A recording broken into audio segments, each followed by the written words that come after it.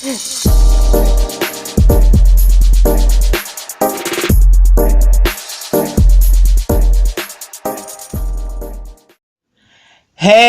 what's up everybody? Welcome back to KRS TV. This is your boy Kenny, and this is a brand new episode of my show here on YouTube called Tea and Scandals.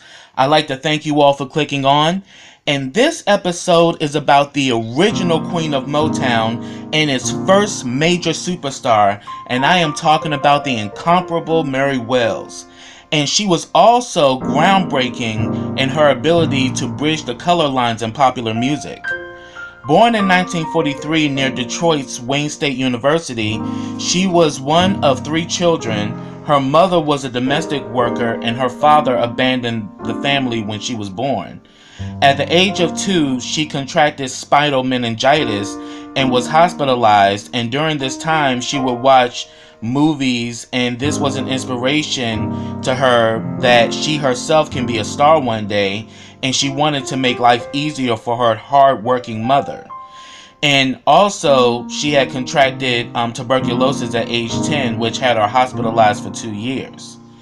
By age 12, she started doing domestic work with her mother, and music became her sanctuary during these hard times. By age 10, she had went from singing in church choirs to performing in local nightclubs. She graduated from Northwestern High School and had inspired to be a scientist, but due to the rise of local Detroit artists such as Jackie Wilson and the Miracles, this inspired her to take up music and songwriting. In 1960, she met Berry Gordy for the first time at Detroit's 20 Grand Club, and she gave him a song she wrote for Jackie Wilson to record. Little did she know that by this time, him and Jackie Wilson had parted ways, and he had actually started his own label, Tumblr, which would later become known as Motown. And he asks her to sing the song for him, and he was so impressed that he decided to record the song on her.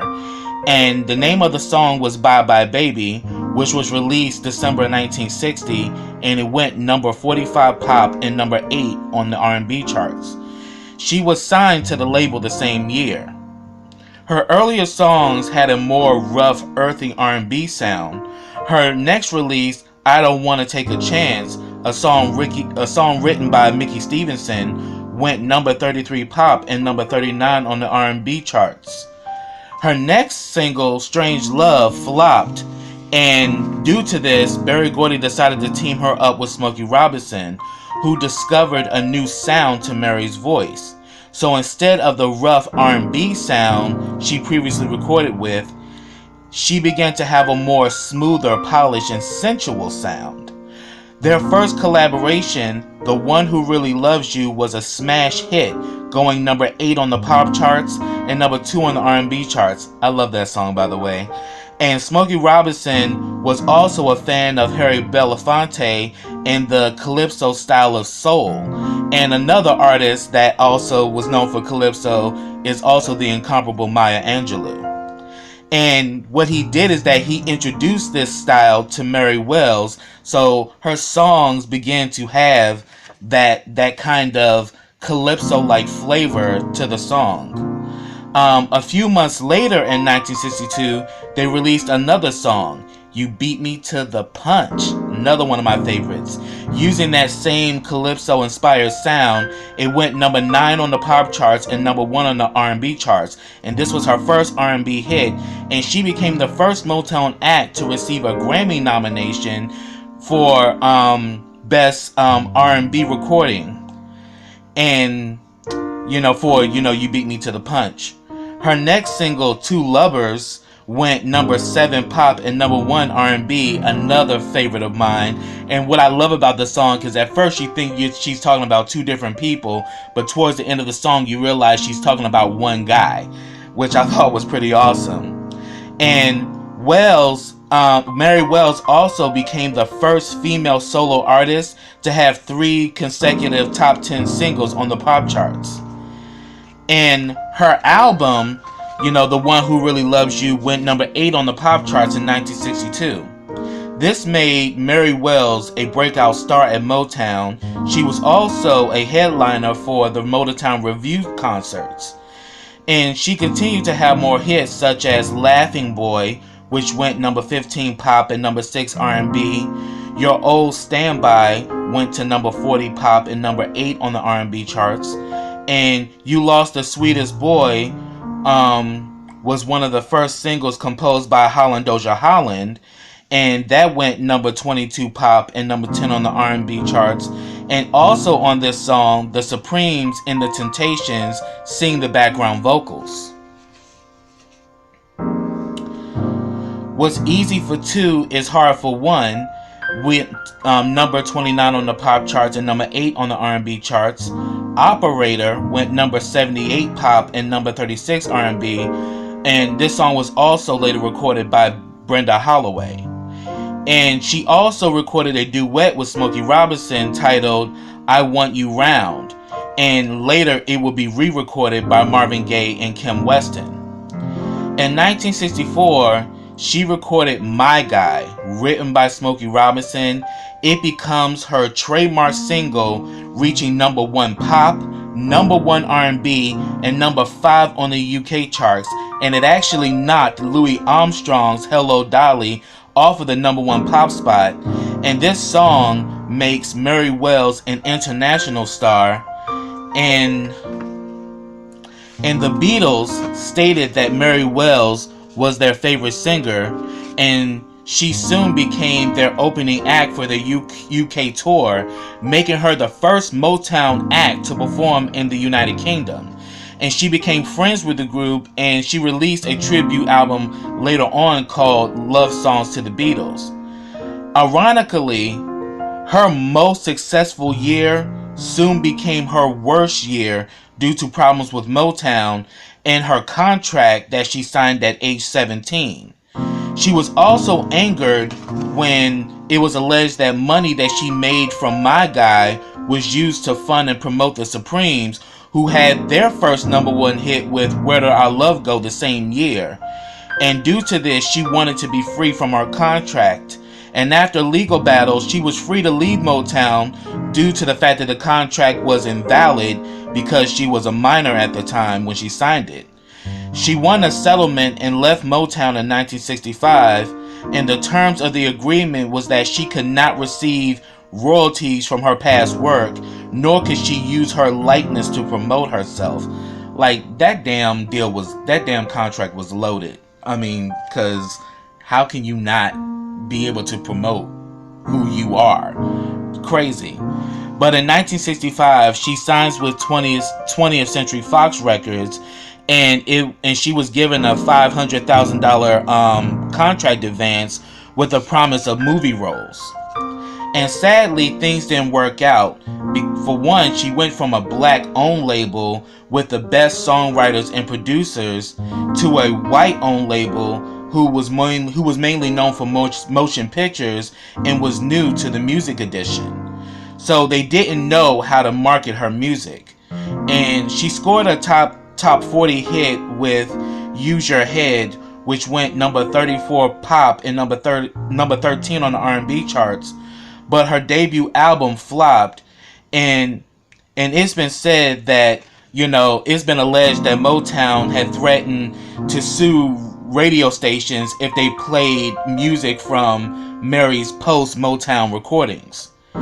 She was eventually let go from 20th Century Fox in 1965 with a small settlement. Mary Wells had been married twice. Her first husband was Harry Griffin, who she married in 1960. And even though they divorced in 1963, he was also one of the people that was advising her about that she was getting ripped off by Motown and she should do something about it. Her second husband was Cecil Womack, who's the younger brother of Bobby Womack and was also a member of the Valentinos. And they were married from 1966 through 1977. And in 1966, a year after she left 20th Century Fox, she had signed with Atco Records, which was a subsidiary of Atlantic Records, and And she had a hit with the song "Dear Lover," which went to the top 10 of the R&B charts, and it was her last top 10 R&B hit. And she also had a hit song "The Doctor" in 1968, which she co-wrote with her husband Cecil Womack, and it was also a duet with the two of them, and that was her final pop hit. And by this time, she was also signed to Jubilee Records. And in 1970, she signs with Reprise Records, which is a subsidiary of Warner Music. And in 1972, My Guy was reissued in the UK, going to number 14 on the UK charts, and she appears on Top of the Pops. And by 1974, she had retired from music to raise her family, which now consisted of 3 children.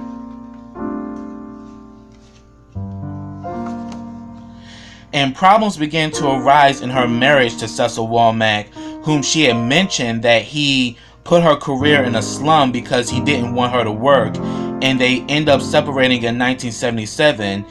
And it was later revealed that while she was married to Cecil, that she was having an affair with his brother, Curtis Womack, which, after that was made public knowledge, not only did it cause a lot of, turmoil and friction with the family, Mary Wells went into a deep depression, and she attempted suicide. And after she recovered, Cecil, who was with her the entire time, wanted to take her home, but she ended up leaving with his brother Curtis. And post her suicide attempt, she would dabble in even worse things such as drug addiction, and her drugs of choice was crack and later heroin. And what actually stopped her, drug abuse was when she actually had her 4th child, Sugar, with Curtis Womack. And even though her and Curtis Womack had a long relationship, it was a turbulent one, and they had many incidents of domestic violence between the two of them. And they eventually split in 1990. In 1977, after her divorce from Cecil was final, she returned to performing, and in 1978, she met Larkin Arnold, who signed her to Epic Records, and in 1981, her album In and Out of Love was released, and the lead single would give Mary Wells a comeback hit, and the name of the song was called Gigolo. Gigolo. I like that song. That song is hot. It was a smash on the dance clubs around the country.